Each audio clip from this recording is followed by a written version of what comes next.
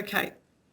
Right, just a reminder again, we put this on our presentation on Friday.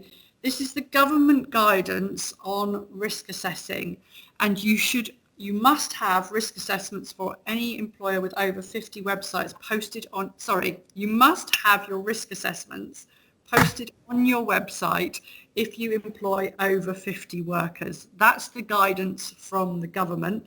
However, obviously it's best practice, and we would recommend that that's something you potentially do anyway.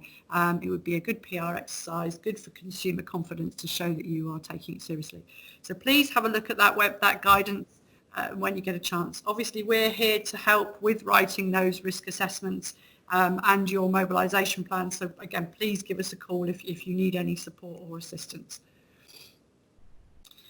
Going to keep this slide on every single clinic we do. These are our 4 S's. Make sure you've got spacing, your sanitising and cleaning, your signage is clear, and your supervision is up to date with your staff smiling.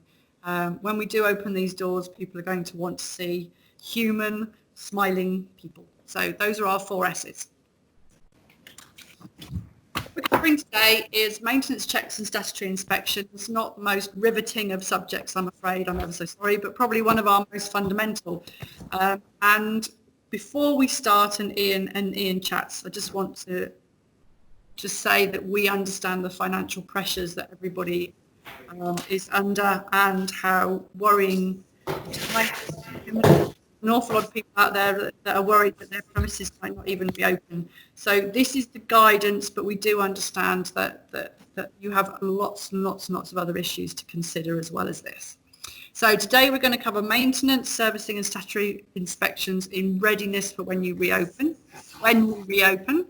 maintenance, servicing, statutory inspections and refurbishment work post-reopen, i.e. what it's going to be like in the new norm, and management and control of in-house maintenance staff and contractors, ensuring their safety. Those are the key bits. It's not going to be as long as we have been in the past, so please, as Jill has already said, make sure your questions keep coming.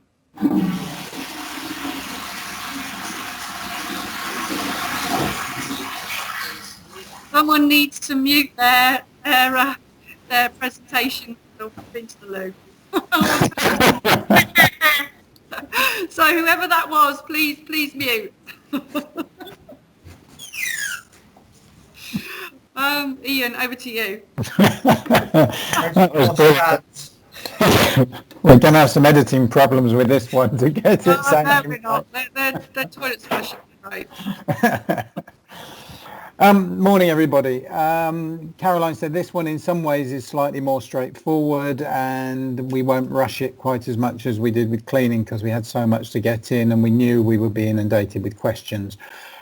Just to take a step back, the reminder that we've said on all of these, that this is to gain the confidence of your staff, who are going to be the first ones back in, then your customers, and then to allow you to sleep at night, remembering that COVID-19 outbreaks linked to the workplace or issues within the workplace are reportable to the HSE, and that you could come under additional scrutiny if anything was linked back to your sites or affected your staff. So it is vital that we get this right for everybody concerned, and that you come back feeling confident and reassured. The first slide is to talk about ensuring the facilities and equipment are safe, compliant and fit for use. Now then, this will depend very much on what you've been doing during the shutdown. Sites that closed and walked away from it, you'll have more to do than sites that have kept somebody going in every week, keeping the building going and conducting the regular checks. But we suggest that you can, somebody's still not muted, can we suggest that you take that walk around the building? We've suggested it on every seminar so far, but with a maintenance head on, looking at issues that might trip you up when you come to reopen. And the whole part of this is to minimise the amount of things you have to do around the building when you've got public in and other staff. So this is about getting ahead of the game. So please walk your building, look at what daily checks you normally make. How has the flushing regime on Legionella been undertaken during the close down? Clearly, if you haven't been flushing taps regularly and you're not confident you've been turning over the entire content of your cold water storage or hot water storage on a weekly basis, or it hasn't been achieving 60 degrees, then you're going to need to take more serious steps to make sure that your building's safe, which could include bringing someone in to clean and chlorinate systems through.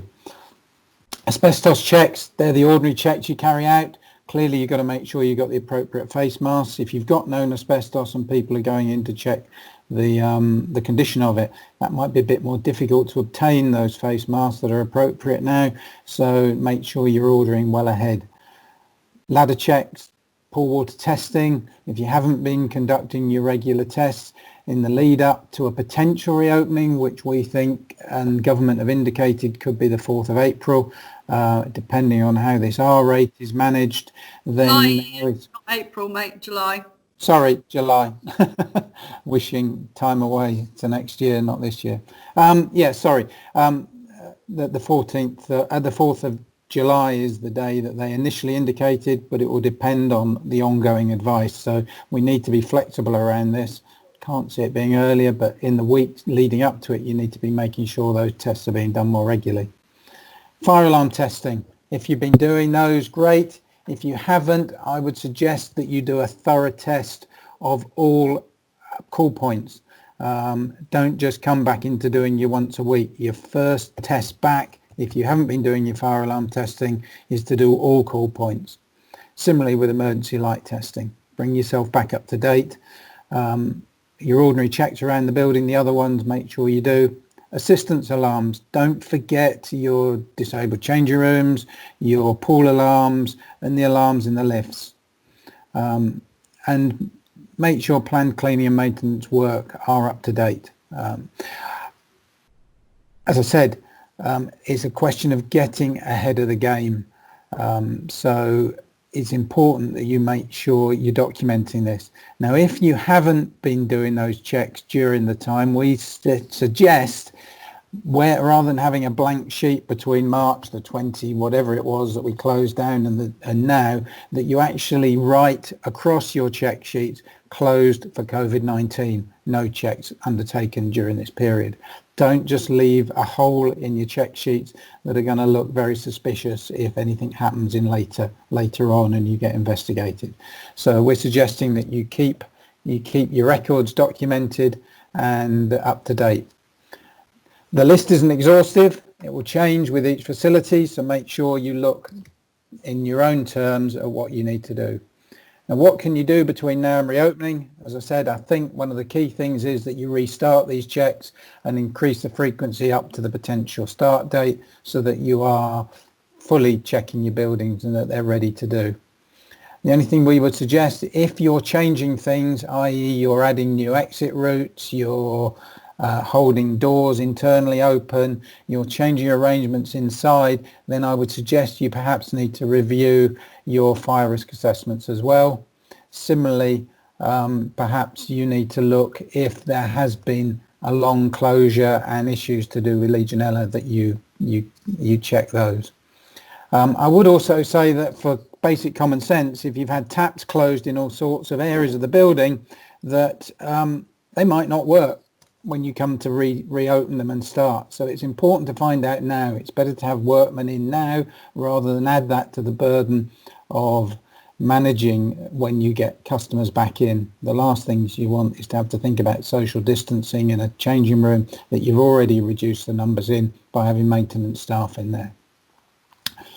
Right, the next slide is to look at ensuring that equipment is safe and compliant and fit for use.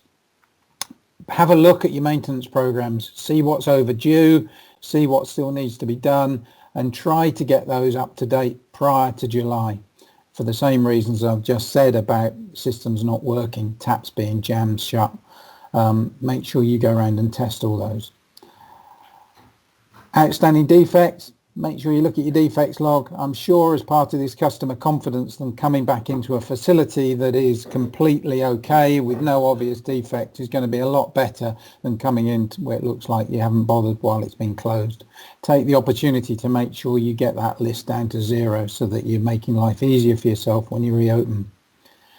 Outstanding refurbishment works, you might need to think as to whether they can be completed, and clearly if you've got major building works going on, you need to be talking to your contractors about their RAMs, their risk assessments and method statements as to how they're going to socially distance and distance from your customers when they come back into the facility. Just because they were working prior to you closing down doesn't mean they're necessarily going to be able to follow the same protocols when you open up.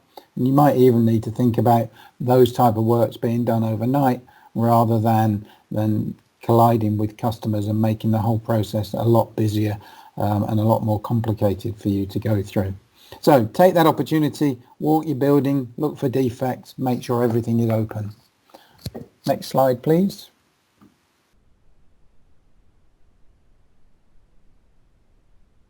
Don't know. So next slide gone over yet? Hasn't there we are. Yeah. It's gone. Yeah. Thorough examination and testing. There are certain issues that the HSE have indicated some flexibility over. We would put a big caveat of caution over that, in that where they have said that, you still need to document the efforts you've made to get equipment serviced and examined, and you need to record your decision-making processes if you still think it is safe to continue if things are out of test and examination periods. You need to be sure that you've got competent staff that are able to verify that something is safe to use. For instance, lifts and lifting equipment, including pull hoists, pressure vessels, should remain within statutory thorough inspection times. It's going to be difficult to get your insurers and examining bodies out in this period because everyone will be rushing, and we know that the NHS and other critical services are being prioritised. So now is the time to make sure you contact those people if you know lifts, lifting equipment, pressure vessels are going to go out of date between now and reopening, so that you can get them tested. If you can't get them tested and you can't demonstrate a suitable alternative that would stand up to scrutiny, then you will have to take those issues out of service until such time as you can get them thoroughly tested and examined. So don't leave it too late. Make sure you talk to your clients and landlords and local authorities where they're responsible for arranging examinations, and talk to your insurers to make sure that you plan to keep equipment and operational examinations up to date. Okay, next slide, please. Sorry, this is taking a bit of time. So this is the key, preparing to reopen. So you begin getting your tests up to date. Clearly pools and spas, you need to check all plant, dosing, top-ups. You make sure you've done thorough backwashes and that you're testing the balanced water. Similarly, within the whole pool area, make sure you run all features, do all the slides work, do all the pumps and motors still work. Now is the time to make sure those checks are undertaken and that you're beginning to work them quite on a regular basis prior to reopening.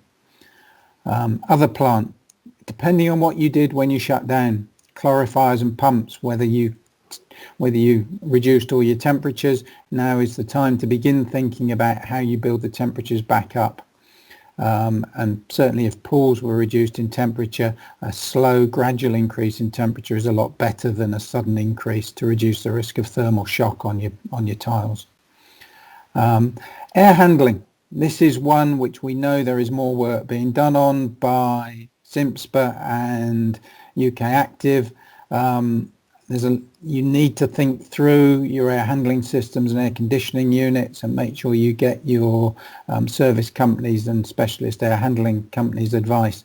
The government guidance is that as far as possible, fresh air should be maximised. That I know will work against some of the abilities to control other things in pool halls, so you need to be getting that advice to make sure you are achieving greater airflow but also not damaging plant or causing your costs to escalate out of control. Flushing, we've already talked about that. Hopefully you did continue flushing water systems during the close down. If you didn't, you're going to need to make sure you have a more thorough cleansing and chlorination of your system and certification before you reopen. Microbiological tests, Again, don't leave it too late. I'm sure lots of people will be coming back wanting it. Make sure you get the tests on your pools and spas undertaken soon enough such that you can get the samples back and take any remedial action that might be needed before your planned and advertised reopening dates occur. Alarms and CCTV, we've talked about that, and particularly with your fire alarms, make sure you test all call points if you haven't been keeping a regular process through the close down. Statutory inspections we've talked about, and don't forget the other things of pat testing and fixed electrical, and make sure they're up to date. Internal checks we've already gone through, and don't forget the equipment. Make sure equipment such as treadmills and other things, the services are still up to date, and if they're not, you put in sufficient checks that you can evidence that you have got safe equipment prior to reopening while you wait for the services to be undertaken. And don't forget to make sure your chemical supplies are up to date and you've placed orders. I should imagine everyone might be being run on one bulk tank during the close down will all be suddenly saying, I want more chemicals now. Don't leave it too late. And the other thing to do is to check your remote monitoring points. Make sure that your recommissioning links, if you decommission them, that your fire and security is up to date. And where you've got AED machines, make sure they're tested, and that where you've got public access ones, they too are tested so that they verify that they're going to work if and when needed. And finally, working during the lockdown. Clearly in-house maintenance staff, some have been working alone. Hopefully they've had good communication systems and methods to check them under lone working. But don't forget that if you're bringing them in now and they're still working alone. Make sure the timing of inspections is planned so that you can remain socially distanced for your staff. And there'll be some tasks where socially distancing is difficult, where they've got heavy pumps or motors to take out and move. You're going to have to undertake separate risk assessments to ensure you can look after your staff and consider the issues around it. So proper face-fitting masks, cleansing, etc., so that where they can't socially distance, they're going to be not putting each other at risk. And the same with external contractors. Consideration needs to be given with external contractors. Do you bring them in another exit? How do you do the signing in bits? Making sure you've got revised RAMs from your external contractors so that you can ensure that you're complying with your own risk assessments and the advice from government on social distancing. And also the feasibility of actually pushing the button to allow capital and refurbishment works to continue where social distancing is going to be difficult within a building. Perhaps that might need another stage within the lockdown being released before you can genuinely contemplate some of that work starting once we reopen. And the other thing of trying to see whether you can receive as much documentation electronically rather than having hard copy service sheets, etc. I think probably that's it from the actual part of the maintenance presentation. I'm sure it will stimulate some questions. I'll hand you back to Caroline. Thank you ever so much, Ian. Yeah, hopefully you have gained some information from that.